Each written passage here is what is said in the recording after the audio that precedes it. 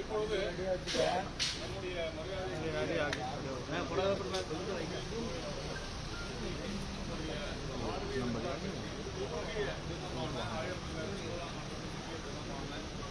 அதை நினைவுகூர்ந்து இன்றைக்கு நம்முடைய கமலாலயத்திலே நம்முடைய கட்சிக்குடியை என்பது மிகுந்த மகிழ்ச்சியில் இருக்கிறது. ஸ்தாபன தினம் இந்த கட்சி துவங்கப்பட்ட தினம் குறித்து நம்முடைய மாநில செயலாளர் எஸ்ஆர் சேகர் அவர்கள் பேசினார். அதன் பிறகு மரியாதைக்குரிய அமைச்சர் இந்த ஸ்தாபன தினத்துக்கு அங்கிருந்து இந்த கொடியை ஏற்றி